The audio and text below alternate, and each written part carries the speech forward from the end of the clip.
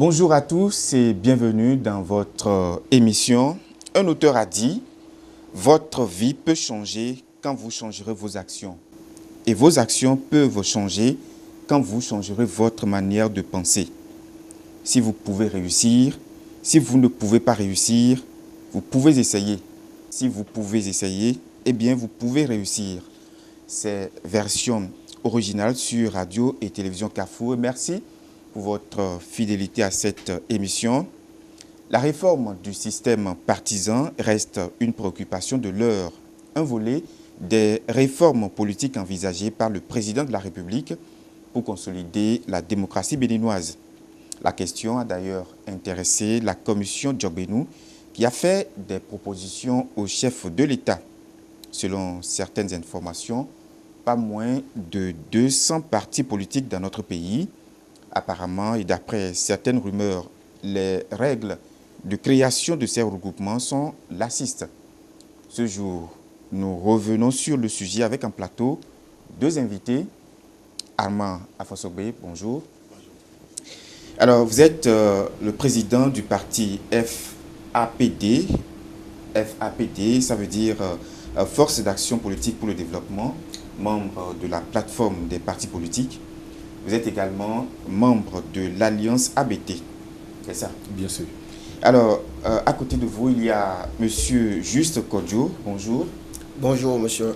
Alors, vous êtes politologue et officier supérieur des forces armées béninoises en fin de cycle doctoral au Kansas State University, c'est aux États-Unis. C'est bien ça, monsieur. Vous êtes écrivain. Votre dernière parution est intitulée « Consancratie, un modèle de démocratie adaptée aux réalités du Bénin ». C'est ça. C'est bien ça. Et l'émission est interactive. Vous pouvez donc nous appeler au 96 02 83 43, le 96 02 83 43. Une question de curiosité pour M. Kodjo. Vous résidez aux États-Unis depuis combien d'années déjà? Là, je suis dans ma 6e année actuellement. Alors, un noir aux États-Unis, la question est d'actualité.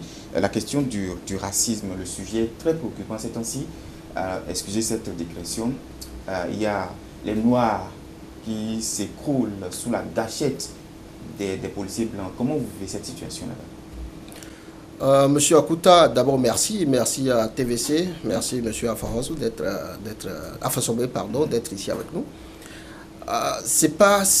C'est vrai que quand vous êtes en dehors des États-Unis, la question paraît très alarmante et très préoccupante. Et pour vous, ce n'est pas alarmante? Elle l'est certainement aussi quand vous êtes aux États-Unis, mais pas dans la même ampleur, pas à la même échelle. C'est vrai. Donc, que quand vous êtes... Ça ne vous dit rien, c'est ça? Vous savez, aux États-Unis, la question du port d'armes est un tabou. Vous avez le droit de posséder chez vous autant d'armes que vous souhaitez. Vous pouvez avoir 50, 100. J'ai des amis qui ont certainement une vingtaine d'armes chez eux. Et donc, nous vivons avec ces risques au quotidien. Pour un noir particulièrement, c'est vrai que quand vous observez un peu l'environnement sociopolitique, je dirais même aussi socio-économique des États-Unis en ce moment, il y a beaucoup de frustration, il y a beaucoup de tension. Et quand c'est comme ça, vous savez, généralement, il y a toujours des risques au niveau de la tension sociale, au niveau de la cohésion sociale.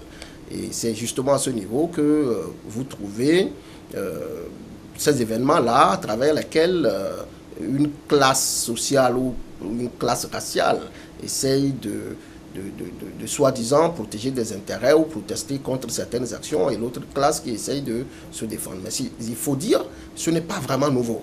Ce n'est pas vraiment nouveau. Aujourd'hui, avec l'aide de la technologie, c'est beaucoup plus... porter l'information va très vite. Ouais. Et donc, oui, mais vous êtes un officier des forces armées béninoises. Et est-ce que vous vous sentez, mettons, véritablement aimé et véritablement intégré au sein de vos collègues? Le problème de la question de la race aux États-Unis, elle est un peu particulière. C'est-à-dire que l'État a fait des efforts pour essayer d'institutionnaliser la tolérance raciale. Et donc, Mais au fond des individus, vous avez toujours des ressentiments, vous avez toujours des frustrations.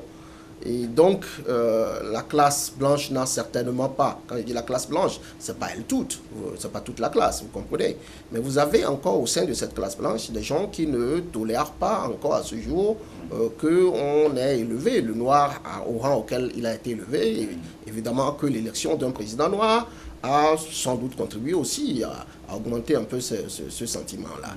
Et au sein des Noirs aussi, vous avez cette volonté constante de vouloir être à la place qui est la leur. Voilà. Et donc, ça crée un peu cette tension, ça aggrave un peu la tension, mais de façon générale, on essaye de gérer autant qu'on peut. Alors, c'est vrai, ce n'est pas le sujet du jour. Monsieur Armand Afoasobé, la vie de Noir aux États-Unis, visiblement, ça importe très peu. Est-ce que vous voulez opiner sur la question? Mais au fait, il n'y a même pas de débat par rapport à ce problème, d'autant déjà que les Noirs ont quand même lutté depuis le temps de Martin Luther King jusqu'à ce que un Noir est devenu le président de la République aux États-Unis. Je pense que le débat serait déjà à cause. Je ne sais pas si c'est... Puisque c'est revenu sur... Puisque c'est revenu, je ne sais pas si... Je ne sais pas, en réalité... celui qui est là-bas peut mieux nous expliquer, parce que moi, d'autant déjà qu'un Noir a pris la tête des États-Unis, je pense que le problème racial devait être déjà terminé. Mais si on voit maintenant que les Blancs tirent sur les Noirs de façon... Et il y a toujours des arguments qui cherchent, alors que quand vous écoutez à la télévision les parents de ceux-là tués, c'est pour des mille choses. Je ne sais pas ce qui se passe aux États-Unis. Voilà. Excusez cette digression, ce n'était pas le sujet à l'ordre du jour. Chers invités, dans un pays comme le Bénin, d'environ 10 millions d'habitants, comment expliquer cette flopée de partis politiques, monsieur Juste Kodjo? Monsieur Akuta, alors la question du système partisan est une question primordiale. Mais il faut aussi dire ici que fondamentalement, le nombre de partis politiques ne devrait pas nous alarmer. Je suis un enseignant, je me fais le devoir de donner la bonne information et d'informer les uns et les autres. Aux États-Unis, vous avez plus de 750 partis enregistrés. En Grande-Bretagne, vous avez plus de 400 partis enregistrés en Grande-Bretagne. En Grande-Bretagne, je dis bien, plus de 400 partis enregistrés. Mais vous verrez au sein du législatif, c'est-à-dire au sein des deux chambres du Parlement et au niveau de l'exécutif, vous verrez qu'en fait, deux partis seulement se partagent le pouvoir exécutif et le pouvoir législatif. Mais est-ce que ça s'explique? Ça s'explique, évidemment. Je vais arriver à ça. Donc, avoir plus de 200 partis au Bénin, ce n'est pas là le grand problème. Le grand problème, c'est le nombre de partis qui gravitent autour du pouvoir. J'ai dit tout à l'heure, en Grande-Bretagne, il n'y a que 2 partis sur plus de 400 qui gravitent autour du pouvoir. Et au Bénin, vous avez plus de 200 partis. A priori, chacun de ces 200-là essaye de graviter d'une manière ou d'une autre autour du pouvoir. Et c'est ça la difficulté à résoudre. Donc, j'explique cela par les règles électorales que nous avons mises en place. En sciences politiques, nous expliquons la configuration ou la structure du système partisan sur la base de 2 facteurs majeurs. La réalité la structure sociologique du pays ou socio-ethnique du pays, et puis le mode d'élection des députés. Dans le cas d'espèce au Bénin, lorsque vous adoptez pour les règles électorales des membres du Parlement, vous adoptez par exemple la représentation proportionnelle, vous avez une tendance à multiplier le nombre de partis qui peuvent concourir au pouvoir, ou qui peuvent graviter autour du pouvoir. Parce que dans une circonscription électorale, si vous avez 4 sièges à attribuer, un parti qui a 25% peut avoir un siège à l'Assemblée. Donc dans une circonscription de 4, vous aurez 4 partis. Voyez-vous un peu. Donc vous émettez les voix et donc vous accentuez la question ou la pléthore des partis qui gravitent, je précise, qui gravitent autour du pouvoir. Et je pense que c'est ce qui se fait maintenant. C'est ce qui se fait maintenant. Et quand vous voyez ajouter à ça, vous voyez le mode d'élection du président de la République. Nous autorisons les candidatures indépendantes. Ça veut dire que vous n'avez pas besoin d'être d'un parti pour être élu président. La réalité politique est que vous ne pouvez pas accéder au pouvoir exécutif sans le soutien d'un certain nombre de partis. Donc, ça veut dire le plus petit parti qui n'est peut-être fort que dans le plus petit village du Bénin peut se revendiquer d'être de la mouvance s'il vous a aidé à aller au pouvoir. Et attend donc qu'en récompense, vous puissiez aussi lui attribuer des choses. Donc, ça veut dire quoi? Ça veut dire que si vous avez un petit parti qui est fort dans un petit village et vous pouvez de façon rationnelle espérer prendre part à la gestion du pouvoir, vous n'irez pas vous associer à d'autres personnes pour former de grands blocs. Donc, vous allez rester votre petit parti parce que ça vous permet de prendre part au marchandage politique. Donc, c'est à ces deux niveaux qu'il faut expliquer la pléthore de partis politiques qui gravitent autour du pouvoir. Au niveau des règles électorales pour le Parlement et pour le président de la République. Oui, monsieur Armand Fossogbe, la flopée de formation politique ne devrait pas inquiéter. C'est votre avis? Non, le système partisan elle-même n'est pas un problème, mais c'est le système partisan intégral qui pose des problèmes au Bénin. C'est plus clair. La multiplicité des partis politiques. Parce que moi, je veux rester dans le contexte béninois parce que je ne maîtrise pas trop le contexte des États-Unis, de la Grande-Bretagne, de la France, etc. Mais pour le Bénin, c'est le système partisan intégral, comme je l'ai dit, qui pose des problèmes. La multiplicité des partis politiques. Vous voyez que quand vous observez actuellement l'Assemblée nationale, nous avons le FCBE, nous avons l'Alliance Soleil, nous avons l'Alliance ABT, nous avons la RB, le PRD et l'Union fait la Nation. Ça veut dire en réalité que c'est les grands ensembles visibles qui sont aujourd'hui au Bénin. Mais quand il s'agit d'être candidat pour les élections présidentielles, vous voyez le nombre de candidats qui se présentent.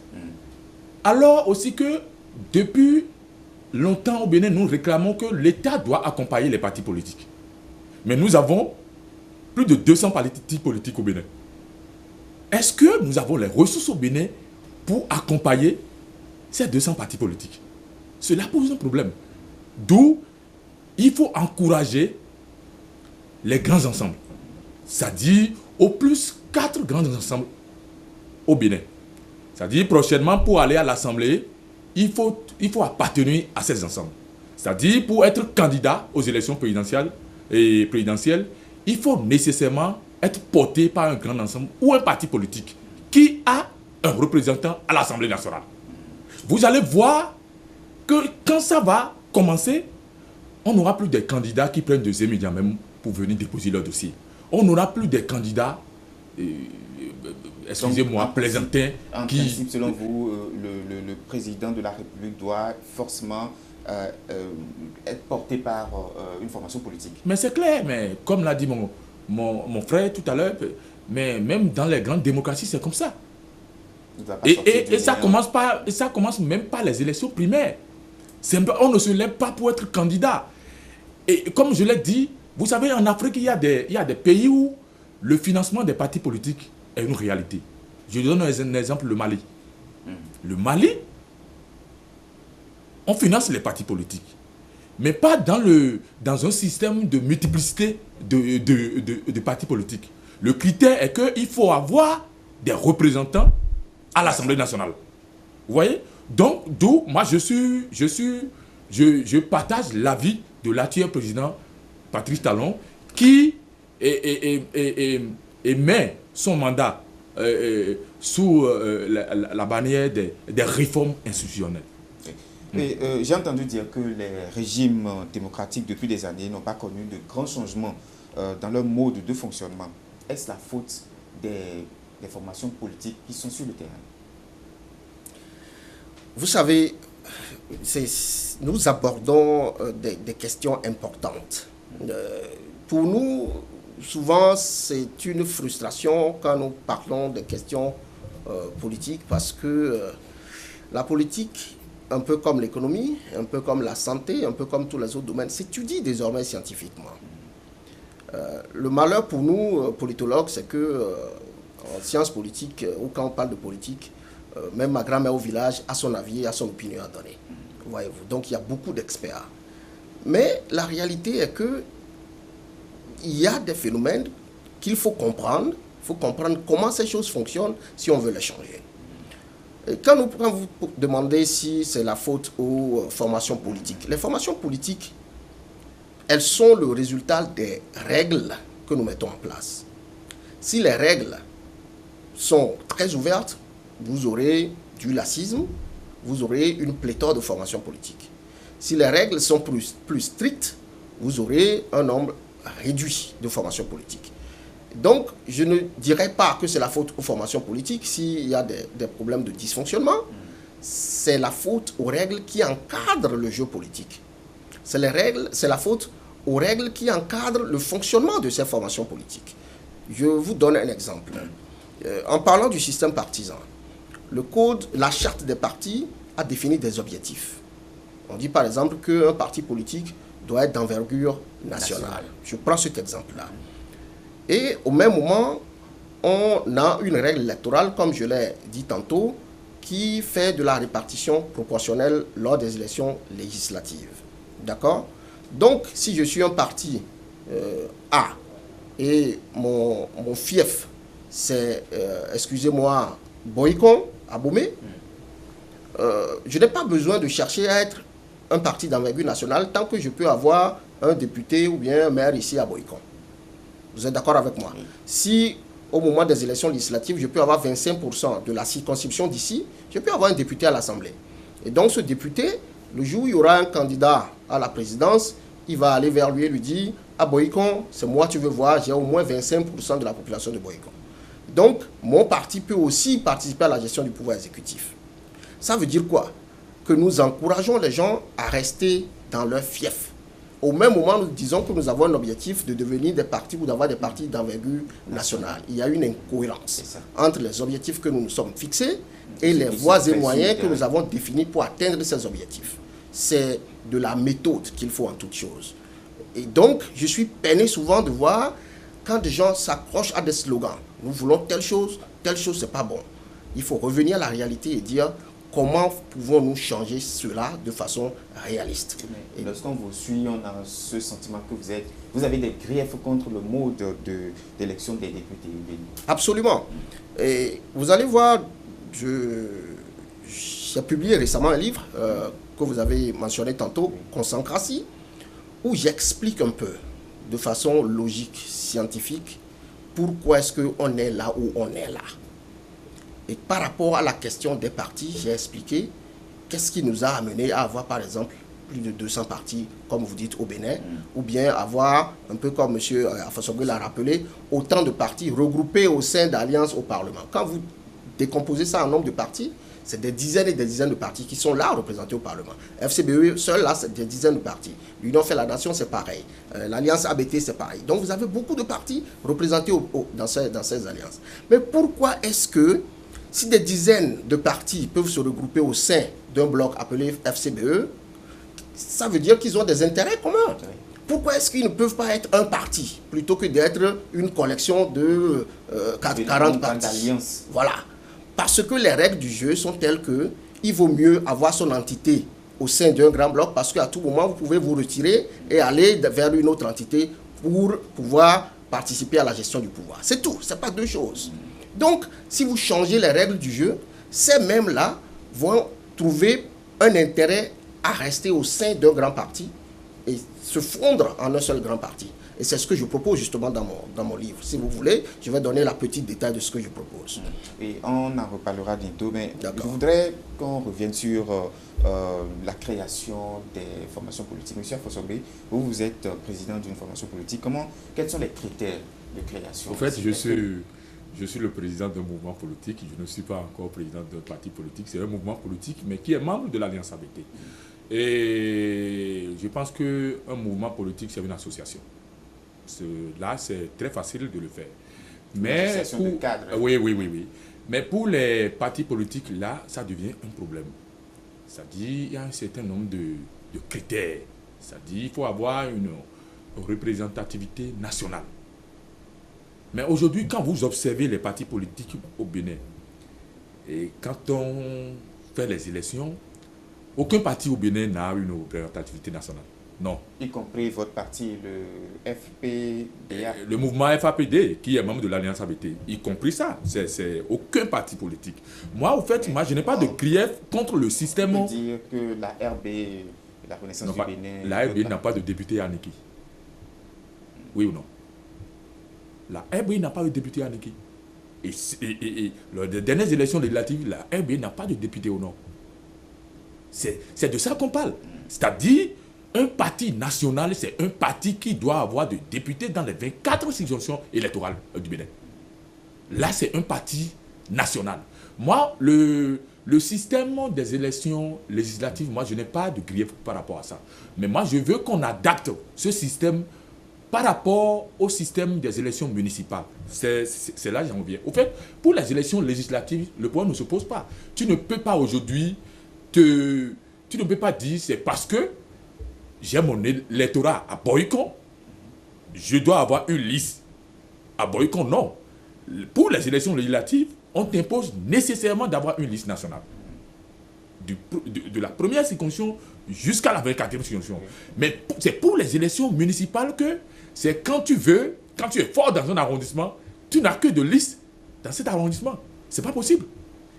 Moi, je veux qu'on aille loin et qu'on adapte au système des élections législatives par rapport aussi au système des élections municipales. Là, vous allez voir que le combat serait rude. Là, vous allez voir que on va obliger les partis politiques à rester ensemble et faire des grands ensembles. On doit faire des grands ensembles. Le Bénin, comme moi je le dis, la constitution béninoise prévoit l'animation de la vie politique aux partis politiques. Ça veut dire que l'État doit accompagner les partis politiques. Ce qui ne se fait pas au Bénin. Mais c'est parce que il y a beaucoup de partis, l'État n'a pas les ressources pour financer les partis politiques aujourd'hui au Bénin. D'où moi, aujourd'hui, je trouve qu'il faut qu'il y ait des grands ensembles, des grands partis politiques, comme l'a dit oui, M. Juge Kodjo. Il faut des grands partis politiques, comme l'Union fait la Nation, qui est regroupée quand même des partis politiques, comme l'Alliance ABT, qui est regroupée aussi des partis politiques. Donc c'est de ça qu'on parle. Et je pense que le président de la République, Patrice Talon, a compris. C'est un observateur averti, il a compris. D'où, maintenant, il y a beaucoup de réformes en cours pour corriger ces genres de choses. Oui, alors, votre réaction en tant que politologue, oui, par rapport à ces propositions. Justement, par rapport à tout ça, ce qu'il faut comprendre, c'est quoi? C'est vrai que la RB aujourd'hui n'a pas de députés un peu partout dans le pays. C'est vrai que le PRD aujourd'hui n'a pas de députés dans la plupart des régions du Septentrion. Mais il faut rappeler qu'en 1991, ces partis-là avaient des députés dans ces régions. Quand on a commencé le renouveau démocratique, le PRD avait un député à Natitengou, je sais bien. La RB avait des députés dans le Borgou, à Libori. Donc si on est ici aujourd'hui, il faut comprendre qu'est-ce qui a fait que ces mêmes partis-là aujourd'hui n'ont plus de députés dans ces régions. Et c'est ce que je dis et je répète, c'est au niveau des règles électorales. Ce n'est pas que le président du PRD a changé ou que le président de la RB, c'est vrai, a changé. On est passé de M. Nicéphore Soglo à M. Léadi Soglo. Mais fondamentalement, ce qui a conduit à ça, c'est les règles électorales. Et justement, vous ne pouvez pas aller autre. Qu'est-ce que vous proposez? Voici ce que moi je propose. Dans ce que j'ai appelé le modèle de consécration. Pour aller aux élections législatives, il faut des élections à 2 tours. Au premier tour, les 200 et quelques partis qui sont enregistrés au Bénin compétissent, c'est leur droit. Mais pour aller au second tour, on dit qu'il faut avoir, la règle dit qu'il faut avoir un siège, il faut avoir obtenu un siège dans chacune des grandes sous-régions du Bénin. Moi, j'ai proposé 7 sous-régions. Ce n'est pas là le problème, mais les grandes sous-régions. Je donne un exemple. Un député dans le Borgou Alibori, un député dans la Takora Donga, un député dans Colline, un député dans Zou, un député dans Monokufo, un député dans Atlantique Littoral et un député dans Ouémé Plateau. Ça fait 7. Donc ça veut dire quoi? Si on fait ça là, on met en place cette règle aujourd'hui, je vais vous dire ce qui va se passer. Si on met en place une règle comme ça aujourd'hui, on est en 2016 et nous savons qu'en 2020, il y a les élections législatives. Ça fait 3 à 4 ans que le PRD va prendre pour courir, aller démarcher des gens dans le Septentrion pour qu'ils puissent obtenir un député dans Borgou Alibori, un député dans Atakura Donga. Sinon, le PRD n'ira plus à l'Assemblée en 2020. Ça fait 4 ans, 3 ans pour la RB de faire la même chose. Les FCBE vont devoir se fondre en un parti, puisque la règle que je propose, c'est au sein d'un parti. Formation politique. On ne les écarte pas, c'est à eux de choisir ce qu'ils vont faire. S'ils veulent intégrer un parti, ils vont intégrer. S'ils veulent se consacrer aux élections municipales dans leur localité où ils sont forts, c'est leur choix. Mais la règle que moi je propose, c'est que pour être dans une institution nationale comme le Parlement, il faut avoir des sièges au plan national. Quand vous mettez en place cette règle, tous les partis que vous voyez là, chacun va commencer à ajuster sa stratégie pour 2020. Ils vont chercher à aller démarcher des gens qui ne sont plus de leur fief. Et chercher à les maintenir dans leur parti parce que c'est ensemble qu'ils pourront aller au Parlement. Si ces gens ne sont pas dedans, le PRD ou l'Union fait la nation a beau avoir tous les sièges au sud, s'ils n'ont pas de députés dans les collines et dans la Takora, donc ils n'iront pas au Parlement. Donc quand vous faites ça, chacun court pour aller rechercher des gens qui ne sont pas de chez eux. Et c'est comme ça qu'à long terme, vous avez des partis d'envergure nationale. Ce n'est pas miracle. Il n'y a pas une loi pour dire désormais, si c'était ça, c'est écrit dans la loi, que les partis politiques doivent être d'envergure nationale. C'est écrit article 2 et 3 du code de la charte des partis. C'est stipulé dans la loi. Mais la réalité n'est pas ça. Et puisque vous parlez de l'élection législative, oui. Comment faire pour le président de la République? Alors, ça c'est un autre volet du modèle que je propose. Parce que quand vous faites ce que j'ai dit là, vous stabilisez le Parlement. Désormais, vous aurez au Parlement à peine 3-4 partis représentés au Parlement. À peine 3-4. D'accord? Quand vous avez un Parlement comme ça, vous pouvez désormais, il y a 2 possibilités que je propose. Pour élire le président, on fait comme on a l'habitude de faire. Seulement, on dit, pour être candidat, il faut être porté par l'un des partis représentés au Parlement. Et j'ai dit, la réforme que je propose nous donnerait 3-4 partis. Ça veut dire quoi? Que systématiquement, on aurait 3-4 candidats pour la présidence de la République. Et quand vous avez ça, le président qui est élu dans des conditions comme ça a déjà une base au Parlement. Et il est membre de ce parti-là.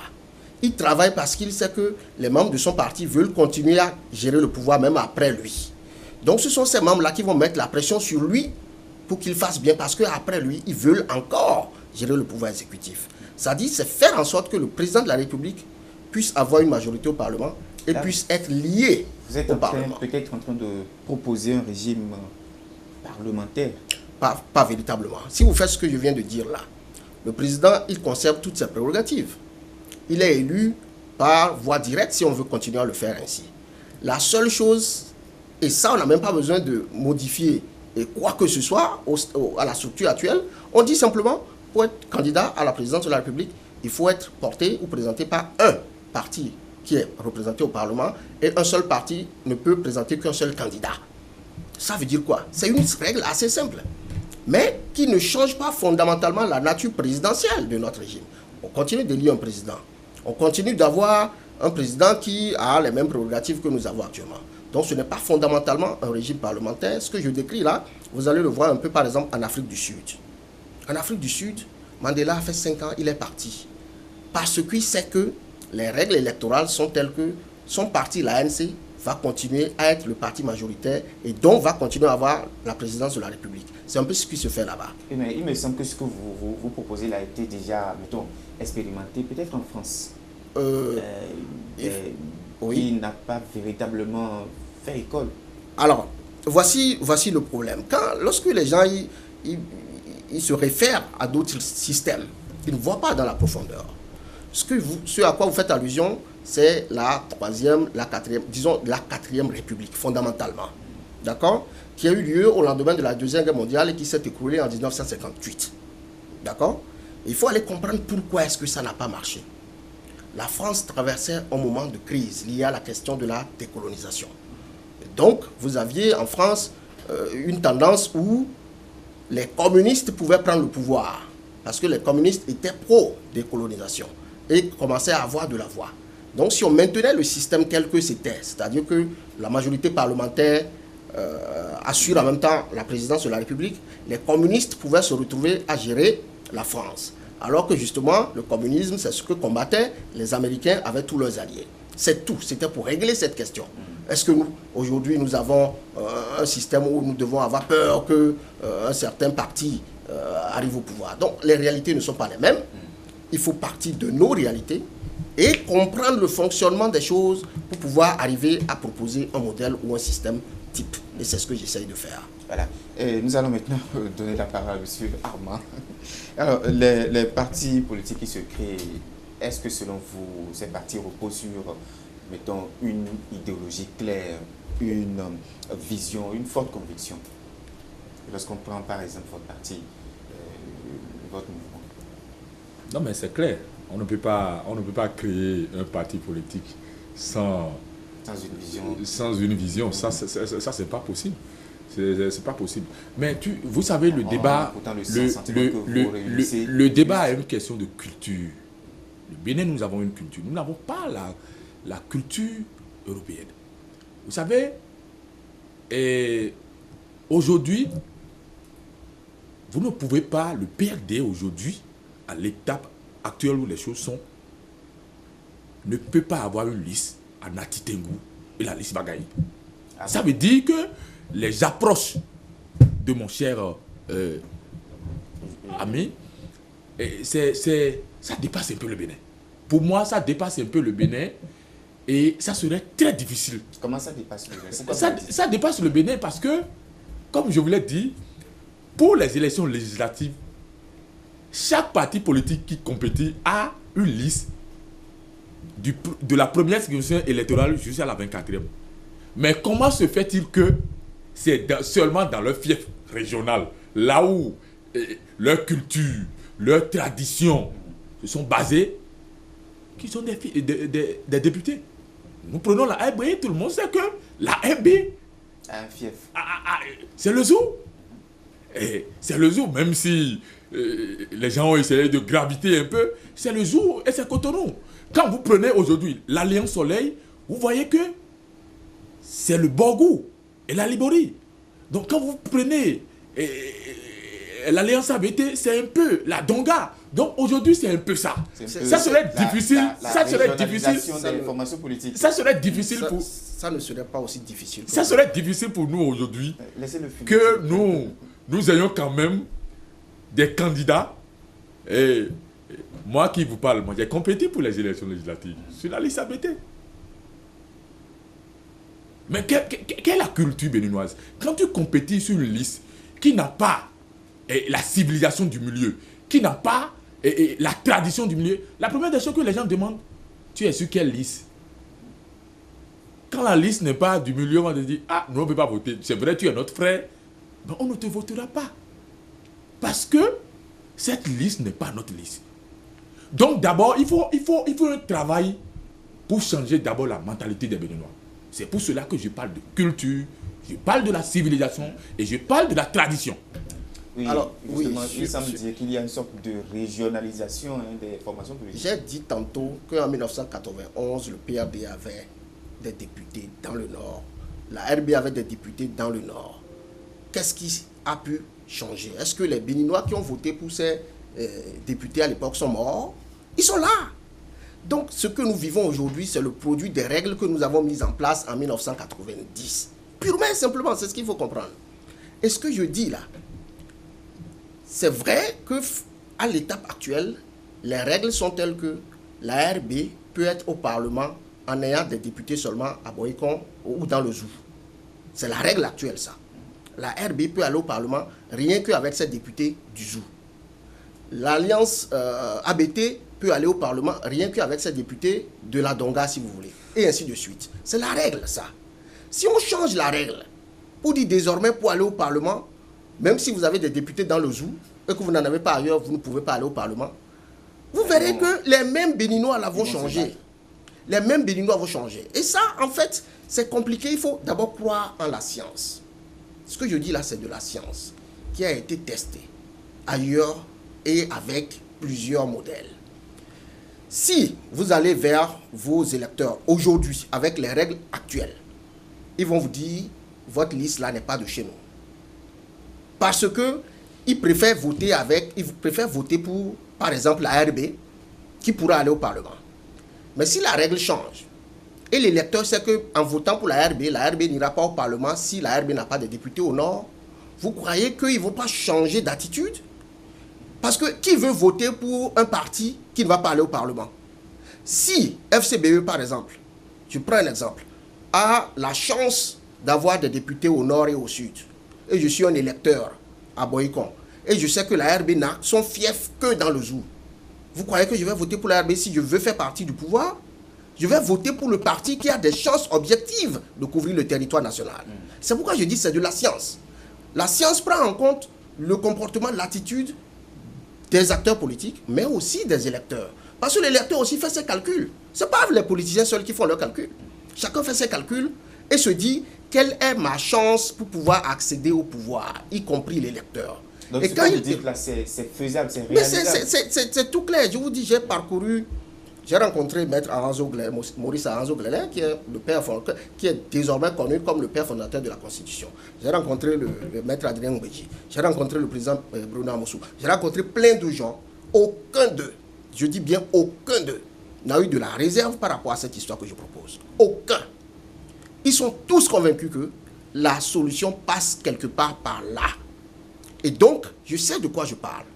Quand vous instituez une règle, les comportements des individus changent. Ce que vous dites, c'est peut-être la réalité sur papier. Mais maintenant, quand on descendra sur le terrain, peut-être ça risque de changer les choses. Sur le terrain, c'est ce que je viens de vous décrire. Si on met la règle aujourd'hui là, si vous êtes électeur de la RB à Boycon et vous savez que la RB n'ira pas au Parlement si vous votez, vous allez voter pour la RB? Ça, c'est la réalité, ça. Répondez-nous. Si vous voulez aller au Parlement et vous voulez aussi avoir des chances d'être ministre ou d'avoir des membres dans le gouvernement, votre premier calcul, c'est qui sait quel est le parti qui a des chances d'aller au Parlement. Donc, l'analyse que les gens font souvent, c'est qu'ils regardent les règles actuelles. Le comportement des individus, c'est en fonction des règles actuelles. Dès que vous changez les mêmes règles-là, les mêmes acteurs-là changent de comportement. Prenez l'exemple des élections présidentielles passées. On a eu une élection présidentielle à 2 tours. Premier tour, qu'est-ce qu'on a vu? Une pléthore de partis, de candidats. Chacun est resté dans son camp. Alors, second tour, qu'est-ce qui s'est passé? Tout le monde s'est rallié autour d'un candidat, fondamentalement. Parce que les règles sont telles que, s'il ne se rallie pas autour de quelqu'un, l'objectif qu'il veut atteindre là ne sera pas atteint. Donc, c'est d'abord les règles qui sont en place. C'est ça que chacun regarde pour pouvoir ajuster son comportement. Ce n'est pas que les gens ne vont pas voter pour une liste ABT ici dans le Zou. C'est parce que les règles actuelles permettent qu'on puisse ne pas voter pour ces gens et aller au Parlement. Si la règle change, chacun changera. Ça, c'est sûr et c'est très sûr. J'en suis sûr à 99,99%. Oui, monsieur Amar Afonsoboye, dites-nous, dans une démocratie, les partis politiques ont quelle importance? Non, d'abord, les partis politiques ont une grande importance dans la vie d'une démocratie. Vous savez, c'est les partis politiques qui animent la vie politique. Hein? Et l'animation de la vie politique, c'est ça qui aide le pouvoir central à bien gouverner l'État. D'où, dans un pays, il faut des gens qui sont pour, mais il faut aussi des gens qui sont contre. Dans un pays, tout le monde ne peut pas parler le même langage. Donc, les partis politiques sont là pour aider l'État central à bien gouverner le pays, à bien gouverner les régions et à bien gouverner les départements. Donc, c'est le rôle d'abord, c'est dans la Constitution, c'est le rôle d'un parti politique. Donc, c'est ça. Oui, monsieur Jusqu'au c'est ça. Vous voulez ajouter quelque chose par rapport à l'importance des formations politiques dans une démocratie? Alors, d'abord, un parti politique, c'est une organisation ou une association d'hommes et femmes qui ont un intérêt ou des intérêts communs à défendre. C'est tout. Ce n'est pas deux choses. Des intérêts communs. C'est d'abord ça qui les unit. Ce n'est pas parce qu'ils aiment leur pays, c'est pas parce que non. C'est parce qu'ils ont des intérêts à défendre. Et par rapport à la conquête du pouvoir. Bon, et donc, conquérir le pouvoir devient un moyen pour justement obtenir leurs intérêts. Quels que soient leurs intérêts. Chaque parti, aucun parti ne pourra mettre en œuvre ses idéaux s'il ne conquiert le pouvoir. Si vous restez à la maison chez vous, vous ne pourrez pas changer ce que vous voulez. Donc, ce qu'il faut, c'est d'abord ça qu'il faut comprendre. Et quand c'est comme ça, vous savez comment jouer pour que les partis puissent faire ou adopter des attitudes qui nous arrangent à tous. Mais ce que nous avons aujourd'hui, c'est que comme j'ai dit, je répète, les règles sont telles que un parti peut rester fort dans mon village là et se retrouver un jour avec un membre de son parti, membre du gouvernement, membre du Parlement, membre de ci. Quand c'est comme ça, ce parti ne cherchera jamais à aller défendre autre chose que ça. Donc c'est jouer sur les règles pour que les partis puissent accomplir leur rôle. Parce que n'oublions pas, la charte a prévu beaucoup de choses. On dit que le parti doit défendre des idéaux. Le parti, je crois encore toujours la charte des partis, que le parti doit proscrire, c'est le terme ça, proscrire l'ethno-régionalisme. Et au même moment, tout le monde voit aujourd'hui que tous les partis là, généralement, c'est des clubs régionaux, comme les gens les appellent. Donc la loi est là. La loi, c'est une chose. La réalité est une autre. Et c'est cette réalité-là que je tente d'expliquer depuis. Oui, mais lorsqu'on prend l'expérience béninoise, mettons, quelle analyse vous faites sur le comportement des formations politiques? Alors, ou le fonctionnement, je veux dire. Des partis. Des partis au Bénin. Donc, vous revenez un peu à ce que je disais, revenons un peu à ce que je disais depuis le début. Les règles qui sont là, qui favorisent en fait la solitude, c'est-à-dire que les gens travaillent dans leur petit fief et puissent être rémunérés pour ça. Quand c'est comme ça, quand arrivent les élections, le parti ne va pas chercher forcément à aller dans d'autres fiefs. Il va concentrer ses efforts et ses ressources sur le fief où il est sûr d'avoir quelqu'un. Et pour faire ça et être sûr, il va aller dire à ses militants ou aux électeurs, moi je suis de chez vous. Ou bien voici de l'argent, votez pour moi. C'est les deux mécanismes par lesquels. Donc le sang, je suis de chez vous, ou l'argent. Parce que il lui faut seulement des gens dans son petit fief. D'accord? Mais si entre-temps, les règles sont telles que, pour aller au Parlement, le parti A doit avoir des députés un peu partout, il sera obligé de sortir de son fief. Et il va aller vers d'autres. Et si ces autres-là ne vont pas dire, je suis de chez vous, à la limite, il va utiliser l'argent. Mais en plus, il va peut-être chercher quelque chose pour attirer les autres, qui n'est pas que seulement de l'argent. Des projets de société, qui puissent montrer aux autres que bien qu'ils ne tentent pas de chez eux, ils peuvent travailler pour leur bien-être. Mais les règles actuelles ne permettent pas ça. Les règles actuelles ne permettent pas que vous puissiez, si vous êtes votre fief est Boycon, que vous puissiez aller à Diakotomé, convaincre l'homme de Diakotomé que vous pouvez travailler pour lui. Les règles actuelles ne favorisent pas ça, ne facilitent pas quelque chose comme ça. Et donc, les formations politiques et leur attitude que nous observons maintenant là, ça découle purement et simplement des règles du moment. On change les règles, les formations vont changer d'attitude. Voilà, nous allons ouvrir le standard et permettre à nos auditeurs et à nos téléspectateurs de nous appeler au 96 02 83 43, le 96 02 83 43. Amand Fossobé, dites-nous, est-ce que les formations politiques qui opèrent au Bénin sont, selon vous, des modèles? Je suis de la classe politique. Les loups ne se mangent pas entre eux. Je ne peux pas dire qu'ils ne sont pas des... C'est pour cela que vous allez nous... Non, non,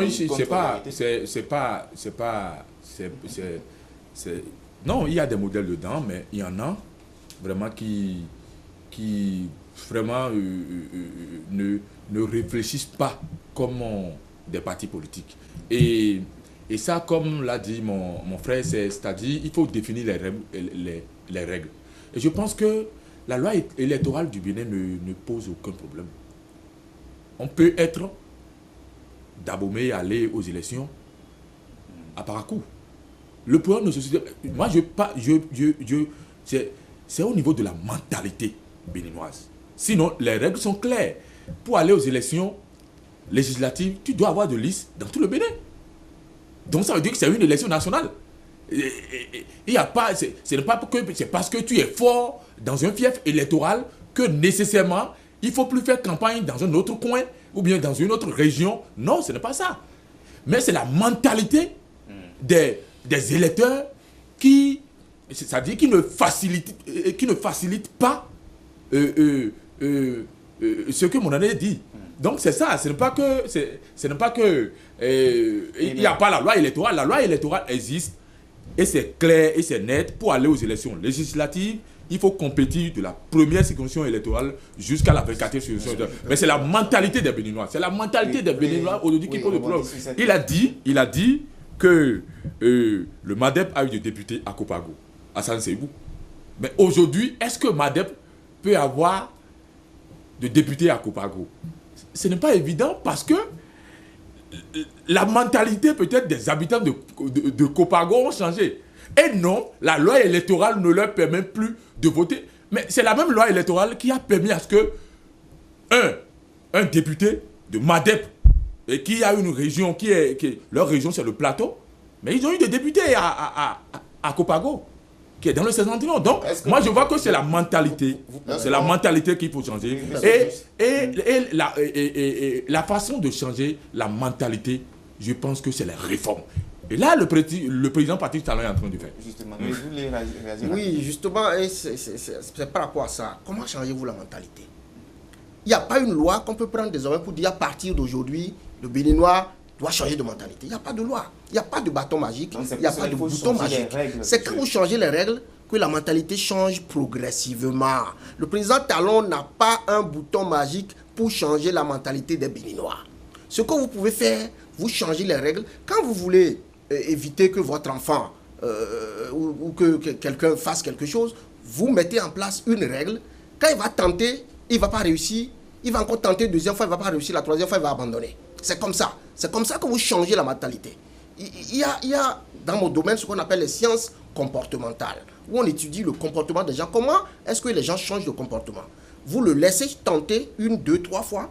Quand il se rend compte que ce qu'il fait d'habitude ne marche pas, lui-même va changer. Il n'y a pas une loi pour faire changer la mentalité. Première chose. Deuxième chose, la question de MADEP qui avait un élu dans la Donga. Comme j'ai dit, ceux qui ont voté pour ce député de la Donga, ils ne sont pas morts. Ils sont encore là. Mais c'est les mentalités qui ont changé. Les mentalités ont changé parce que les règles sont telles que MADEP a continué à survivre au Parlement sans ce député. Si le MADEP, la règle était telle que pour rester au Parlement là, le MADEP devrait nécessairement avoir un député dans la Takura Donga. Vous pensez qu'ils allaient lâcher ce député? Et vous pensez que ceux qui supportaient ce député, s'ils ont quelque chose qu'ils tirent en ayant ce député là à l'Assemblée, ils vont l'abandonner aussi. Donc, la mentalité, c'est la conséquence des règles. Et par rapport à cet exemple, ce qu'il faut savoir, puisque j'ai parlé avec quelqu'un du MADEP, qui m'a dit, c'est un coup de fil personnel du président Kérékou à l'époque, qui a permis au MADEP d'avoir un député là-bas. Ça veut dire que le président Kérékou avait besoin de ce soutien-là, là-bas. Donc, ce que je veux dire, tant qu'un leader politique a besoin d'avoir un élu quelque part, il mettra tout en œuvre pour obtenir ça. S'il n'en a pas besoin, il ne va pas le faire. Dans le contexte actuel, nos leaders n'ont pas besoin d'avoir des élus un peu partout. Ils ne vont pas se gêner pour aller chercher là-bas. C'est parce que la règle est telle que, même sans aller obtenir des députés là-bas, ils peuvent survivre. Mais si pour survivre, il leur faut des députés là-bas, croyez-moi, M. Afossogwe, ils vont mettre tout en œuvre. Tout. Et le chef de l'État envisage donc une réforme au niveau du fonctionnement des formations politiques. Concrètement, qu'est-ce qui va changer, M. Afossogwe? Nous allons prendre d'abord quelques interventions. Le 96 02 83 43, auditeur en ligne. Bonjour. Oui, alors monsieur Charles, bonjour. Bonjour. Bernard Flavien Fouda. Bernard Flavien. Je vous appelle de Balcon. Le son est plus faible, s'il vous plaît. Alors, quelques contributions au débat. Oui, monsieur Bernard Flavien Fouda. Oui, quelques contributions au débat, si vous le permettez. Oui, nous vous écoutons, monsieur Bernard. Alors, sachant que la vitalité de notre démocratie dépend de l'animation de sa vie politique, qui est du ressort de ces partis politiques, cela peut-il justifier la création tous azimuts des partis politiques? C'est parce que les aspirants à cette création pensent que les populations veulent voir des forces nouvelles en politique. Les partis naissants ne peuvent-ils pas se saborder aux partis politiques existants, ayant les mêmes idéaux et les mêmes aspirations? Je voudrais suggérer aux députés à l'Assemblée nationale de bien vouloir prendre des lois idoines pour, d'une part, mettre fin à la naissance de ces corps électoraux créés à des fins inavouées sans assise nationale, et de l'autre, on ne créera jamais la transhumance politique assortie de sanctions pénales à l'encontre des députés concernés. N'est-il pas temps que nous amorcions les réformes partisanes pour assainir le paysage politique dans notre pays? Doit-on être forcément fondateur d'un parti politique avant de contribuer au développement de sa nation? Excellente journée dominicale à vous, je vous remercie. Merci à vous, monsieur Bernard Flavien Fouda. Je rappelle le son un peu saturé. Le 96 02 83 43. Auditeurs ou téléspectateurs en ligne. Bonjour. Allô? Oui, bonjour. Bonjour. À qui est l'honneur? Radio-Télévision Carrefour Boycon. Oui. Bonjour. Comment on vous appelle? On m'appelle Abodjem Jules. Abodjem Jules. Tout à fait. Oui, nous vous écoutons. Je salue vos invités. Chers amis, bonjour. Bonjour. Je voudrais solliciter un apaisement à tout un chacun sur le pléthore que constituent les partis politiques au Bénin. Cela malgré l'effort de l'ancien ministre en charge de la société civile, aucun parti politique n'est arrivé à respecter le contenu de la loi électorale. Parce que, quand vous prenez la loi électorale, il n'a jamais été demandé à un candidat militant de son parti politique de s'inscrire par faux et usage de faux en écriture académique. C'est-à-dire un candidat qui déclare dans son dossier être sociologue alors qu'on ne l'a jamais vu à une soutenance. Alors, vous voyez, c'est autant de choses si le Bénin détient un organe de gestion des partis politiques. Ce que vous êtes en train de dire sera très facile. La réduction, les partis même vont se réduire, s'éliminer d'eux-mêmes. Et on n'aura que peut-être 5 partis politiques du Nord. Tel le peuple le veut. Je voudrais finir en demandant aux chefs de parti actuels d'attendre. Le peuple les observe. Les partis qui ne sont rien d'autre que le Père, le Fils et peut-être la bonne, je dis, le peuple observe. Le jour viendra, ça cessera d'être un parti politique qui ne se compose que de généraux sans troupes. Je vous remercie. Merci à vous, monsieur Jules Abodjem. Merci pour votre contribution à cette émission. Le 96 02 83 43. Auditeur ou téléspectateur en ligne, bonjour. Allô? Oui, bonjour, monsieur. Oui, bonjour, Charles Akouta. Comment on vous appelle? Saturnin de Nouveau-Ci. Saturnin de Nouveau-Ci. Oui, oui. Oui, nous vous écoutons. Ok, je voudrais faire une légère question à vos deux invités. Que valent actuellement nos partis politiques au Bénin? Moi, je dirais iota. Le diagnostic doit être fait à ce niveau. Les plus grands partis actuellement au Bénin ne valent plus rien du tout. Ils n'ont plus de crédibilité devant les électeurs. Est-ce que c'est un problème de financement ou bien un problème de moralité? Je voudrais que vous fassiez venir cette question et que les deux fassent le diagnostic en quelques secondes. Je voudrais qu'ils se penchent là-dessus. Merci et bonne journée. Merci à vous, M. Saturnin de Nouveau-Ci. Encore deux interventions pour clore cette série. Le 96 02 83 43. Auditeur, téléspectateur en ligne. Allô? Oui, comment on vous appelle? Je m'appelle Donatien Toto. Pardon? Toto Donatien. Donatien? Oui, j'appelle d'Abomey Oui, la question. pour vous soutenir l'émission. C'est tout? Merci. Merci. Ok, une dernière intervention. 96 02 83 43. Auditeur ou téléspectateur en ligne. Oui, bonjour. Oui, à qui ai-je l'honneur? C'est dommage, il est parti. 96 02 83 43. Auditeur en ligne. Comment on vous appelle? Allô? Oui, votre nom, s'il vous plaît. Vous permettez, monsieur Aboudiama revient pour une seconde. Ok, allez-y très rapidement. Très rapidement, il y a un participant au débat qui a évoqué des problèmes au sujet de la renaissance du Bénin. Je le félicite pour son éclairage parce que ce parti, si rien n'est fait pour aller au secours des maux dont souffre le parti, la renaissance du Bénin. Bon, monsieur Jules Agoudjema, Écoute, monsieur Jules Agoudjema, nous ne parlons pas spécifiquement de la renaissance du Bénin dans l'émission. j'ai entendu dans le débat, quelqu'un était en train de faire une analyse correcte.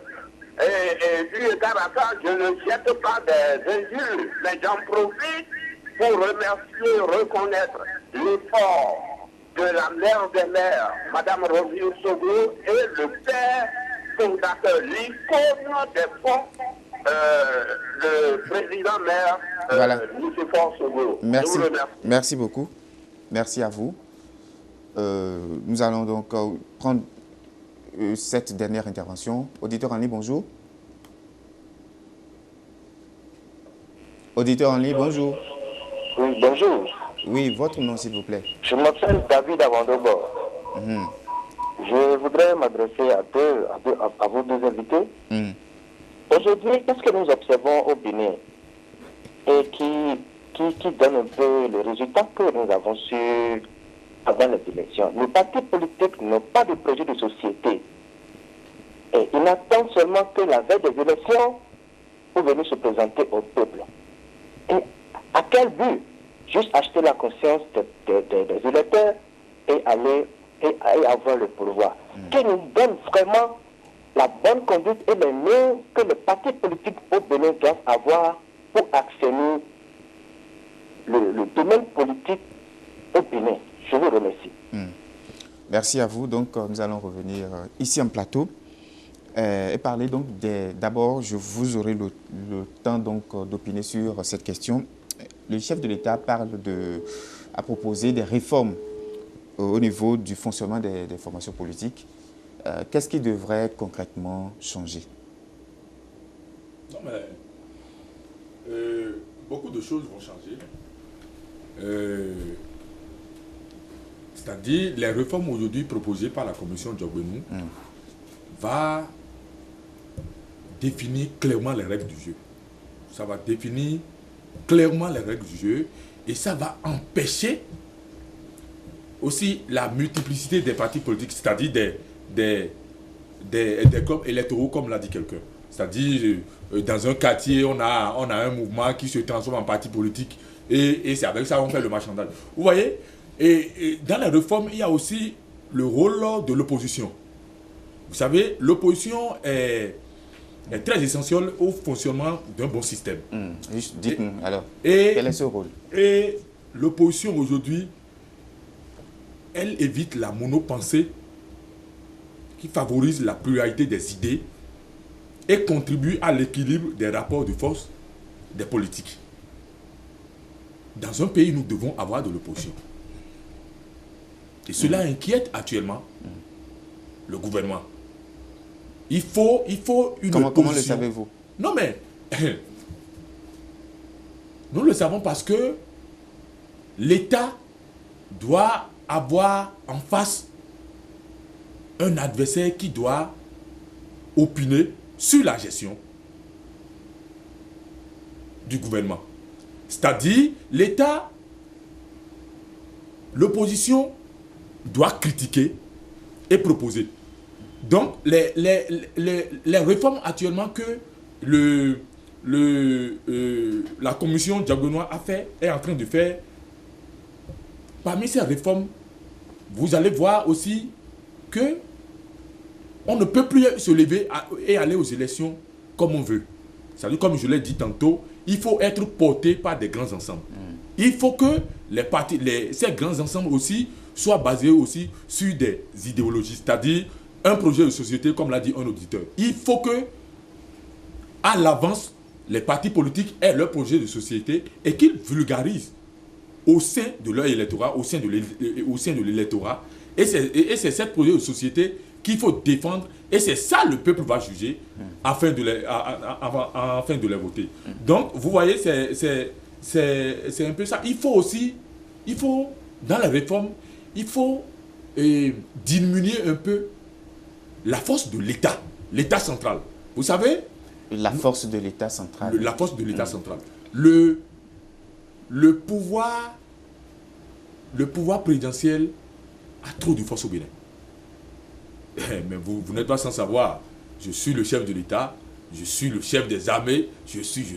Il faut un peu diminuer la force du chef de l'État. Il faut aussi revoir le système de la Cour constitutionnelle. C'est-à-dire, quand vous avez un grief, ou bien vous avez une observation à faire à la Cour constitutionnelle, et vous écrivez, la Cour se prononce, dit, il n'y a pas de recours à la décision de la Cour. Ça, c'est une force suprême. Et vous pensez que ce n'est pas bon?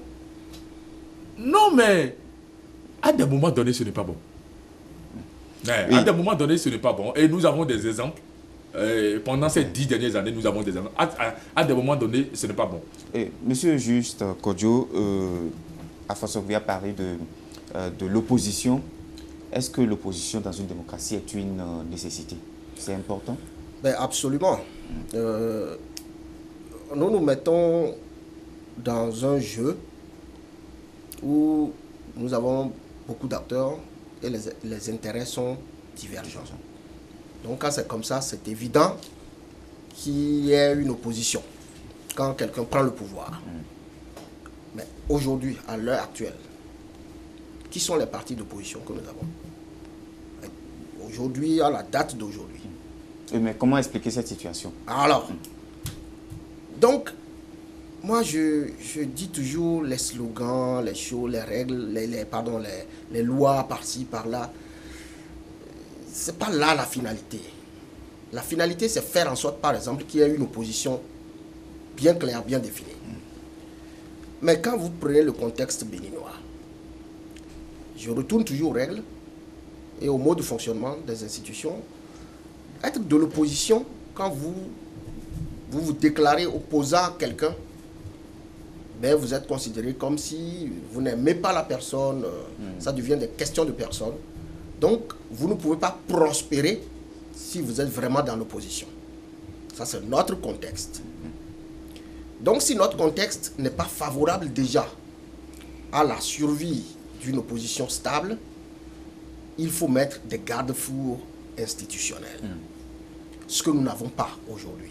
C'est-à-dire qu'il n'y a aucun garde-fou institutionnel qui puisse de façon claire dire voilà les conditions pour être dans la mouvance, voilà les conditions pour être de l'opposition. Nous n'avons pas ça aujourd'hui. Donc du coup, nous venons d'élire un président où tout le monde va lui faire allégeance. Il n'y a pas un seul qui veut se déclarer véritablement opposant. Pour avoir ça, encore une fois, il faut redéfinir les règles du jeu. Vous vous souvenez un peu de ce que j'ai dit tantôt? Quand j'ai dit le modèle de consécratie propose un parlement où ne peuvent vraiment se côtoyer que 3 ou 4 partis, 5 maximum. Et que le président de la République viendrait d'un de ces 4 ou 5 partis-là. Quand c'est comme ça, c'est flagrant que quand vous allez à une élection, c'est un parti qui a gagné. D'accord? Un des 4 là qui a gagné. Donc systématiquement, s'il a la majorité, il n'a plus besoin de l'appui des autres. Les autres sont dans l'opposition. S'il a besoin d'un parti pour faire une alliance au Parlement, il va faire les 2 autres sont systématiquement dans l'opposition. Donc les règles sont telles que, aujourd'hui, il vaut mieux ne pas se déclarer opposant pour continuer à avoir certaines faveurs et pour pouvoir survivre politiquement. Mais sur cette question, vous êtes d'avis, je pense, monsieur Alfonso Obene. Le président Patrice Talon accorde une grande importance à l'opposition au point où il en fait un axe essentiel des réformes. On dirait que vous êtes dans le secret des dieux. Hein. Oui, mais c'est clair. Oui, je ne vais pas fuir ma responsabilité d'être mouvancier sur le plateau. Je suis un mouvancier. Vous voyez, au point où l'opposition aujourd'hui sera dotée d'un statut. Et l'opposition sera financée. Ça, je vous le jure, le président Patrice Talon, de façon très particulière, est en train de gérer cela. Oui, mais pourquoi aujourd'hui la classe politique refuse pratiquement d'animer l'opposition? Non. Et comme l'a dit mon cher ami, il y a de l'opposition. Le PR est le parti de Martin Rodriguez, un parti d'opposition. Vous savez aujourd'hui que le parti de l'autre Huelou est un parti d'opposition qui, tous les mercredis, porte des habits noirs et pour leur mécontentement face à la gestion du président Patrice Talon. Et je dis, c'est une grâce aujourd'hui de faire l'opposition. Moi, je veux même...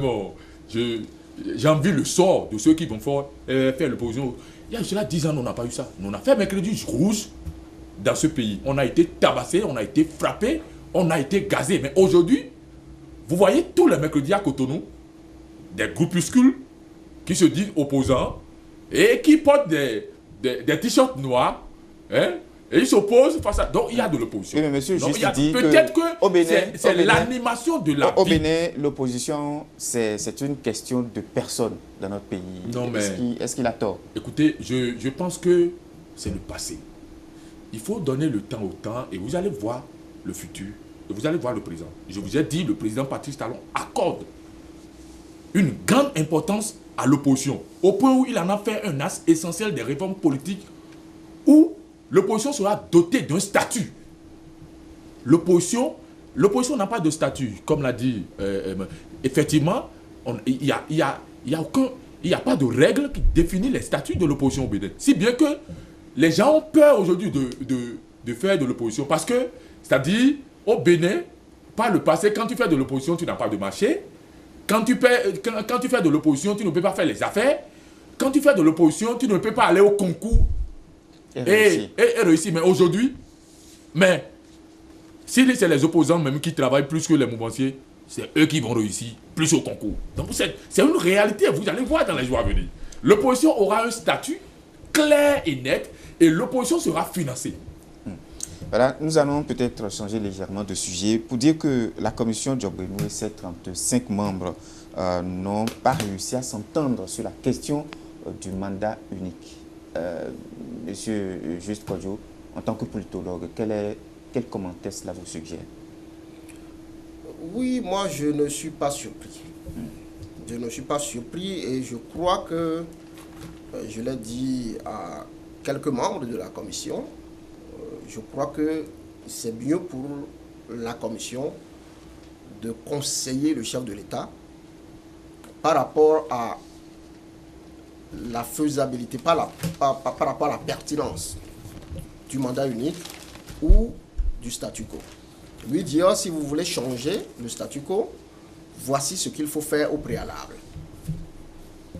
Malheureusement, je n'ai pas, c'est vrai qu'on n'a pas encore le rapport définitif, mais je n'ai pas vu de façon concrète ce qui a été proposé si le chef de l'État venait à faire l'option d'un mandat unique. Alors, la question du mandat unique, je l'ai abordée à plusieurs endroits. Il y a 8 pays au monde qui ont le mandat unique. 8 pays. Il n'y a aucun en Afrique, aucun en Europe, aucun en Océanie.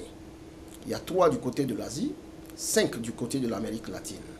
Si vous voulez, on peut s'inspirer ou aborder. Je vais prendre le Mexique, qui a le mandat unique depuis 1917.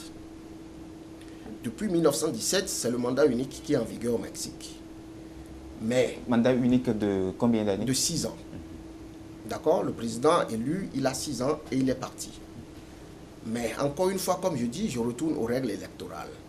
Les règles sont telles que, au Mexique, vous avez essentiellement 2 partis forts qui gravitent autour du pouvoir. Ils vont jusqu'à 5, 8, 6 peut-être, mais essentiellement, c'est 2 grands partis. Et puisque le président est nécessairement issu d'un de ces 2 grands partis-là, même lorsqu'il y a alternance des individus tous les 6 ans à la tête du pays, vous avez une certaine continuité dans la politique parce que le même parti, on a vu le PRI, qui est le Parti révolutionnaire institutionnel, qui est resté au pouvoir pendant de longues décennies. Un seul parti. Un peu comme on le voit en Afrique du Sud, où le même parti règne, au Botswana, et ainsi de suite. Donc, il y a des conditions préalables. Si on veut faire le mandat unique, et si on veut que le mandat unique puisse accomplir ses objectifs, il faut stabiliser d'abord le nombre de partis qui peuvent accéder au pouvoir. Ensuite, faire en sorte que le proviennent, ou que les candidats ou que le président proviennent de ces quelques partis qu'on aura renforcés. Donc ça, c'est la condition sine qua non pour que le mandat unique puisse performer. Mais est-ce que, à cette allure-là?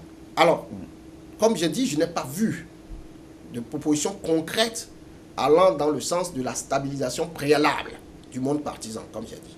J'attends de voir le rapport définitif. Mais dans le contexte actuel, si on institue le mandat unique, il y a 3 choses qui vont se passer. Une stabilité à 2 niveaux. Première stabilité, ça veut dire quoi? Si c'est 6 ans, je prends, si c'est 7 ans, je prends 7 ans. Si c'est un mandat unique de 7 ans, ça veut dire que tous les 7 ans, chacun va commencer à chercher qui sera le prochain président. Puisque même les indépendants peuvent être candidats. Donc tous les 7 ans, les opérateurs économiques, les acteurs étrangers, les politiciens, les électeurs, chacun est dans l'incertitude. Le prochain président va venir d'où? Est-ce qu'il va venir du Ghana, du Botswana, d'Amérique, de la France ou même du Bénin? Ça va être la spéculation. Tous les 7 ans, ça crée une instabilité qui n'est pas bonne pour l'investissement. D'accord? Parce qu'en tant qu'investisseur, je veux une certaine stabilité. Deuxième problème de stabilité qu'il y aura, c'est que ce que nous observons au cours des seconds mandats, là, comme on a vu sous le président Yahi et sous le président Kérékou, la même incertitude va venir. Va-t-il ou ne va-t-il pas réviser la Constitution? Ça va être désormais tous les 7 ans, si on a un mandat unique de 7 ans. Les tentatives, les velléités révisionnistes vont être plus récurrentes. D'accord? C'est le deuxième facteur d'instabilité. Troisième problème avec le mandat unique, je précise bien, dans le contexte du moment. Troisième problème qu'il y aura par rapport si on instituait le mandat unique, c'est que vous pourrez avoir des problèmes de gouvernance. Parce que, n'oublions pas, vous pouvez avoir 2 types de présidents. Un qui vient pour dire, moi je suis venu régler mes problèmes ou empocher de l'argent ou quoi. Donc il fait 7 ans, il n'a que ciré de ce qui se passe et après il s'en va. Ou bien vous pouvez avoir quelqu'un qui est de bonne foi qui dit, moi je viens pour travailler pour mon pays. D'accord? Mais je vais prendre l'exemple de celui qui est de bonne foi. Il a 7 ans. Pour arriver là, dans le contexte actuel, pour être élu président, il a dû mobiliser des milliards de francs CFA. Qu'il est allé prendre chez qui? En signant des engagements chez des gens, béninois ou étrangers. Il a dû signer des engagements avec une pléthore de partis politiques qui l'ont soutenu, puisque s'il est indépendant, il n'a pas de base électorale. Donc quand il vient au pouvoir, ces 2 engagements-là sont la priorité. Sinon, il n'aura pas la paix dans sa gouvernance. Donc il passera les premières années de sa gouvernance, même s'il est de bonne foi, je précise, il va passer les premières années de à honorer ses engagements. Et au cours des dernières années, quand il est prêt maintenant, après avoir honoré ses engagements, quand il est prêt à véritablement travailler, ceux qui sont avec lui ne sont plus avec lui, ils sont avec lui physiquement. Mais ils pensent déjà à après lui. Puisqu'on sait que naturellement, il n'est plus candidat. Et ceux qui sont avec lui, eux, ils ne sont pas venus en politique juste pour le supporter. Ils veulent rester influents dans le système. Ils pensent déjà à l'après-lui. Croyez-moi, 99% des cas de ceux qui entourent le président aujourd'hui pensent de temps à autre déjà à 2021 et l'après. C'est comme ça. Est-ce qu'il y a ainsi la réalité. Cette stabilité ou instabilité là au Mexique, par exemple? Au Mexique, vous n'avez pas ce problème parce que quand vous avez un individu qui part après 6 ans, c'est quelqu'un de son parti qui a encore la possibilité de rester. Donc, en leur sein, s'il veut par exemple changer la constitution, c'est au sein du parti, on va lui dire, mon ami, dégage là. Dans le parti, nous aussi, on veut accéder. Ce que nous n'avons pas ici. Si quelqu'un veut réviser, ceux qui l'entourent, puisqu'ils ne sont pas du même parti et qui ne savent pas ce qui va advenir d'eux après le départ du président, c'est eux qui vont encore lui dire, oui, révise. Alors qu'au Mexique, ils ont la certitude que s'ils partent, ils peuvent encore rester au pouvoir. Donc vous n'avez pas cette incertitude-là au Mexique, dans le contexte partisan mexicain. Donc c'est comme ça qu'il faut lire la question du mandat ou du renouvellement du mandat. C'est par rapport au contexte et par rapport à certains aspects précis. J'insiste ici sur... Vous avez vu la démarche que je déploie depuis là? C'est de la logique que j'essaye de mettre. Quand nous souffrons du palu, quand vous allez voir ma grand-mère au village, peut-être dans le bon vieux temps, on va dire, c'est le soleil qui cause le palu. On va dire aux gens, ne restez plus au soleil. Il a fallu la science pour venir nous dire non, le palu n'a rien à voir avec le soleil. Le palu n'a absolument rien à voir avec le soleil, ce sont les moustiques, et encore quel type de moustiques. Donc c'est la science, même si nous croyons savoir les choses, c'est la science qui nous permet de vraiment statuer sur ce qui est vrai et ce qui n'est pas vrai. Nous avons beau avoir nos slogans, nous avons beau avoir nos préférences par rapport aux questions politiques, il n'y a que la logique et la science qui vont statuer définitivement sur ce qui est réellement vrai. Oui, M. Armand Fossogbe, votre avis sur la question du mandat unique? Je pense qu'avant d'accéder au pouvoir, il faut avoir une idéologie. Et c'est le point central des réformes politiques du gouvernement de la rupture. Et le président Patrice Talon en avait fait un thème phare de sa campagne. Il faut savoir que le mandat unique, ce n'est pas maintenant que c'est de l'actualité. C'est depuis la campagne du président Patrice Talon. Aujourd'hui, il est en train de mais la particularité, à la parole. C'est que les membres de la commission ne sont pas arrivés à s'entendre justement sur cette question de mandat unique. C'est des rumeurs. La commission Djogbenou a fondé le principe du mandat unique et le président de la République a promis un référendum d'ici la fin de l'année. Donc cette réforme majeure est en bonne voie. Il n'y a même pas de souci par rapport à ça. Et vous les trouvez des avantages pour le mandat unique? Non, mais aujourd'hui, c'est quoi? Mais ça ne vous étonne pas aussi que l'actuel président de la République, Patrice Talon, dit « Je vais faire 5 ans et partir ». Mais c'est son choix. Non, mais c'est son choix, mais vous savez, c'est vrai, quand tu as une idée, il y a le pour et le contre. La constitution béninoise aujourd'hui prévoit un mandat de 5 ans renouvelable une seule fois. Mais le piège qui nous a toujours guetté et ce que nous avons toujours eu comme problème au Bénin, c'est que le président de la République qui est élu fraîchement prend 5 ans et pour peut-être essayer de travailler un peu. Et le deuxième mandat, c'est de satisfaire ceux qui l'ont porté au pouvoir. Et le nid de la corruption, la gabégie. Donc, ça dit le second mandat n'est pas un mandat sur lequel on travaille pour le peuple. Nous avons eu ça pendant ces derniers 5 ans. Donc, quand on va instaurer le mandat unique de 7 ans, d'abord, moi je ne soutiens pas. Je ne parle pas à Haïti pour soutenir. Mais moi, je vois la réalité en face parce que le problème de mandat unique, c'est un problème d'abord qu'on va soumettre, et ça a été soumis par la commission aux partis politiques. Les partis politiques se sont prononcés, et je pense que le gouvernement est en train va se prononcer aussi sur ça et envoyer ça sous forme d'une loi à l'Assemblée nationale. Oui, mais est-ce que personnellement, donc, le débat, en tant que Armand Fossogbe, est-ce que vous êtes pour le mandat? Vraiment, par rapport à ce qu'on a vécu, je répète bien, par rapport à ce qu'on a vécu ces derniers 5 ans, je pense qu'il faut instaurer le mandat unique. Parce que là, le président de la République qui viendra saura que je suis là pour 7 ans et je vais travailler. Et s'il veut que chaque fois qu'il y ait de renouvellement de sa formation politique, il doit travailler. C'est tout comme si, c'est vrai que c'est difficile pour nous dans le contexte béninois où un président de la République qui sortant lève ou bien coach un candidat qui soit élu. Mais qui vous dit que le prochain candidat, enfin le prochain président, peut-être en 2021, ne viendra pas proposer 3 mandats de 5 ans? Là, je vais vous dire, je vais vous surprendre.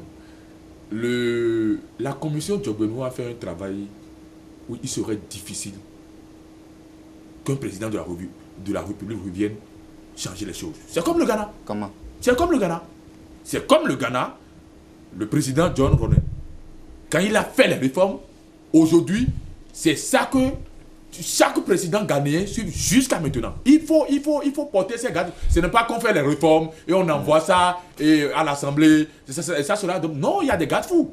Il y a des garde-fous. Il ne faut pas renouveler chaque fois. En renouvelant chaque fois, ça dit, au lieu que le pays évolue, le pays recule. Et je vois que le président Patrice Talon ne force pas quelque chose. Non. C'est pas qu'il est en train d'imposer le mandat unique au peuple noir. La commission Djokbenou a reçu tous les partis politiques. Tous les partis politiques se sont prononcés. Il y a la société civile, les représentants de la société civile qui sont il y a les constitutionnalistes qui sont. Oui, nous allons permettre donc c'est un travail qui a été fait et soumis et le débat va continuer à l'Assemblée. Oui, nous allons permettre moi, je suis dans un rôle d'enseignant. J'enseigne ces choses-là aux Américains tous les jours. D'accord? Donc, je ne suis pas dans la logique d'un partisan. Oui, je ne suis pas partisan. Je n'ai pas de parti politique. Je n'ai pas de préférence. J'ai le devoir et l'obligation de dire la vérité. La vérité scientifique. Et donc, quand M. Afoso-Bedigui, la commission Djokbenou a mis les garde-fous, mon travail, c'est d'informer la population. Pour permettre à la population d'avoir la bonne information pour décider en son temps. Ce n'est pas une question. Les questions des réformes, il faut comprendre pourquoi c'est important. En 90, 12 et moi n'étions pas là quand les gens ont décidé d'avoir ce qu'on a maintenant. D'accord?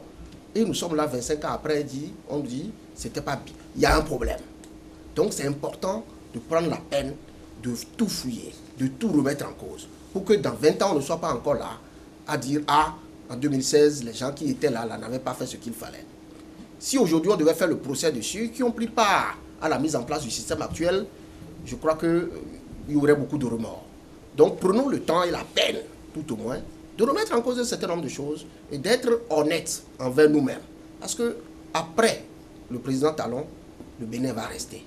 Après son successeur, le Bénin va rester. Donc faisons en sorte qu'après, dans 50 ans, dans 80 ans, qu'on puisse dire oui, il y a 50-80 ans, les gens là avaient pris la peine de mettre en place quelque chose de bien.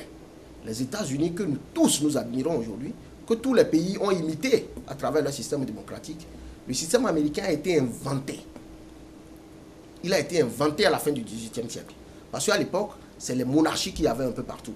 Même les Britanniques qui les avaient colonisés, c'était une monarchie. Les Américains ont refusé d'être une monarchie, ont créé un système que personne n'avait dans le monde.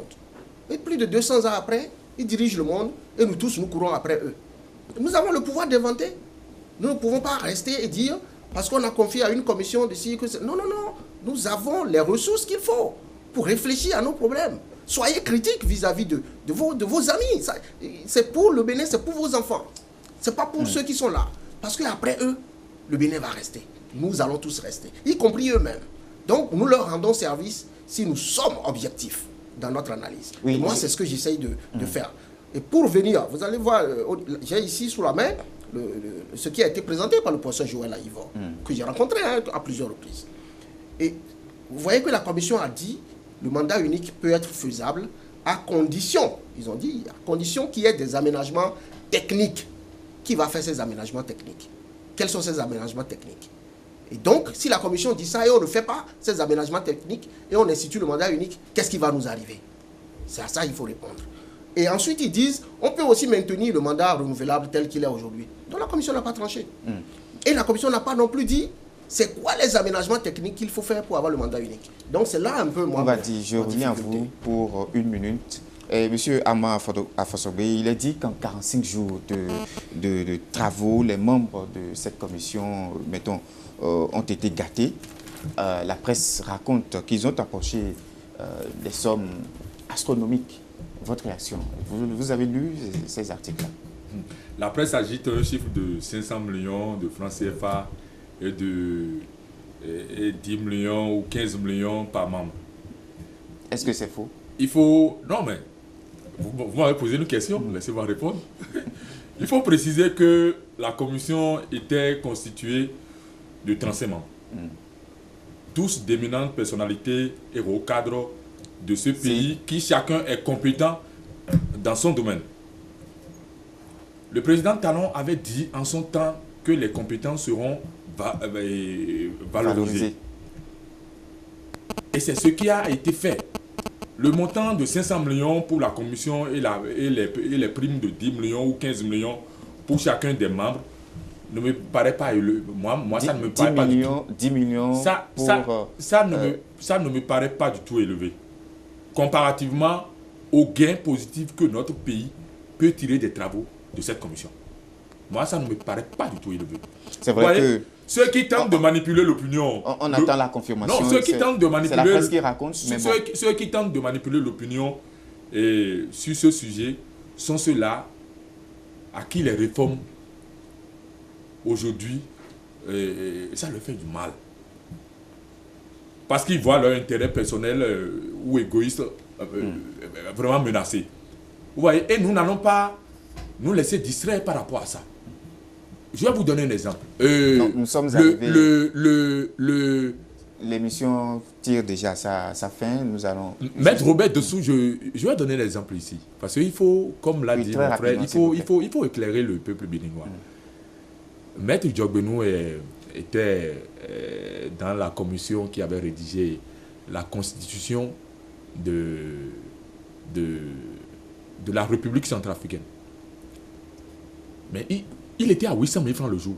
Et il faut remercier le gouvernement Patrice Talon qui a eu... N'est-ce pas que ça dépend du pays? Il faut remercier le gouvernement Patrice Talon qui a eu l'honnêteté de dire ce que ça a coûté. Quand on dit que les gens ont pris 10 millions, mais les gens oublient que ce montant de 500 millions, 10 millions. Il y a aussi des missions qui ont été faites. À supposer que ces chiffres étaient vrais. Je ne confirme pas, le président de la commission Djogbenou, le président Djogbenou et le ministre Djogbenou il va faire une conférence de presse par rapport à ça. Parce qu'il a été beaucoup et chaque fois interpellé. Il y a eu des missions qui ont été faites. Personne n'a demandé le chiffre des missions qui ont été effectuées, mais les gens se sont statués seulement sur les 500 millions pour dire ils se sont partagés. Personne n'a regardé aussi de près quel est le nombre de la commission. Ils sont 35. Ils sont 35. Supposons que... Et je vous ai dit, ils ont fait près de 40 millions jours. Par personne en 45 jours. Ah ben, vous avez les preuves que chacun a pris 2 millions. Je dis, à supposer que c'était vrai. Bon. C'est des spéculations. Okay. Et moi, je dis, il faut avoir l'honnêteté de remercier d'abord le gouvernement qui a eu la clairvoyance de dire la vérité. Nous avons communiqué des commissions qui ont fait 2 semaines, mais qui ont eu 3 milliards dans ce pays. Voilà. Les preuves existent. Nous allons... peut-être refermer cette émission. Monsieur Juste Kodjo, vous proposez l'instauration en guise de conclusion, d'un haut conseil de la République. En quelques mots, de quoi s'agit-il concrètement? Alors, vous savez, vous parlez là du 3e pilier du modèle de consencratie que je propose, qui est une démocratie consensuelle. Le HCR n'est rien d'autre qu'un organe apolitique de 7 membres que je propose, qui est composé de membres du 3e âge et qui proviennent de chacune des grandes sous-régions de notre pays. Et ce que j'ai confié, les grandes sous-régions. Quand j'ai parlé tantôt de Atakora Donga comme étant une sous-région, Alibori, Borou, ainsi de suite. Et donc ce que je confie dans le modèle à ce haut conseil là, c'est d'être un peu l'autorité morale du pays et d'œuvrer à la dépolitisation de l'administration publique dans son ensemble. Tout le monde se préoccupe de la politisation de la justice. Il n'y a pas que la justice. C'est toute l'administration publique qui est politisée. Donc il faut trouver la formule pour dépolitiser l'administration. Et pour dépolitiser ça, ce que j'ai proposé, c'est que désormais, les hauts cadres ou les hauts responsables des organes publics soient proposés par le président de la République et approuvés par cet organe apolitique de 7 membres-là. Donc, quand on propose le directeur de la douane, que le HCR puisse dire oui, celui-là, on a évalué sa probité, sa loyauté, il est bon, il peut. Ou bien qu'il ne peut pas. Quelle sera la constitution, la composition du HCR? Alors le HCR, comme j'ai dit, c'est 7 membres qui proviennent des 7 sous-régions et des gens du 3e âge qui sont là à vie. Donc vous avez 60, ça fait à partir de 70 ans. 60, 65 ans, ça dépend. Moi, je laisse le soin au peuple de décider. Mais si je prends par exemple 65 ans, et il vient en moyenne, pour qu'il soit physiquement apte pour continuer à régner, il va faire 10-15 ans avant d'être physiquement incapable. Donc, puisqu'il est d'une sous-région donnée, j'ai mis en place des mécanismes pour faire en sorte qu'il puisse voter pour l'intérêt général. C'est-à-dire, par exemple, que pour qu'une décision du Haut Conseil soit valide, il faut qu'elle soit prise par 4 sur 7 membres, dont un du centre, un du nord, un du centre, un du sud. Donc, à chaque fois que le Haut Conseil voudra prendre une décision, il faut que ce soit par consensus incluant au moins un membre du nord, un du centre, un du sud. D'accord? Donc, ça va forcer chaque membre à aller chercher un peu le consensus vers les autres s'il veut proposer quelque chose qui puisse passer chez les autres. Et la deuxième chose aussi, j'ai dit, un membre peut être destitué sur pétition, mais ce sont les membres des communes qui ne sont pas de sa sous-région, des maires, pardon, qui ne sont pas de sa sous-région. Donc, s'il est du Zou, par exemple, c'est les maires des autres départements qui se réunissent pour décider de sa destitution. Ça fait que dans son comportement quotidien, il cherche toujours à protéger les intérêts des autres mairies qui ne sont pas du Zou, s'il est du Zou. Voilà comment vous pouvez dépolitiser l'administration dans un contexte tel que... Nous avons beaucoup d'autres questions en suspens, mais je peux dire que depuis le 6 avril, nous avons un nouveau président. Alors, en tant que politologue, est-ce que vous êtes séduit par les différentes actions qui sont en train d'être menées au sommet de l'État? Vous savez, j'ai plusieurs casquettes. Et tout ce temps, j'ai mis ma casquette d'enseignant et de chercheur. Et cette fois-ci, en tant que politologue? En tant que politologue, j'ai un devoir de réserve par rapport à l'autre casquette que j'ai, celle d'un officier supérieur. Donc, je ne me prononce pas, quand j'interviens comme ça, sur les prestations de quelque gouvernement que ce soit. Et donc, je n'ai pas d'état d'âme, je n'ai pas d'avis fondamentalement donné par rapport à la prestation du président Talon. Mais ce que je peux dire en tant que politologue, c'est que quand vous venez au pouvoir, il y a toujours la réalité politique qui vous rattrape. Quel que soit, je dis, votre probité, votre bonne foi, il y a toujours les réalités politiques qui vous rattrapent. Je donne souvent l'exemple du président Obama qui, en venant au pouvoir, dans sa campagne, a dit qu'il veut fermer la prison Guantanamo. 8 ans après, Guantanamo est encore ouvert. Et pourtant, le premier jour de son mandat, il a signé un papier qui a fermé sur papier Guantanamo. C'est ça la réalité politique. Et donc, moi je dis, le président, il fera avec cette réalité, il devra se confronter à cette réalité, il n'aura pas d'autre choix. Voilà, en guise de conclusion, M. Afasobé, dites-nous l'annulation, un mot sur l'annulation des concours à polémique, juste en quelques mots.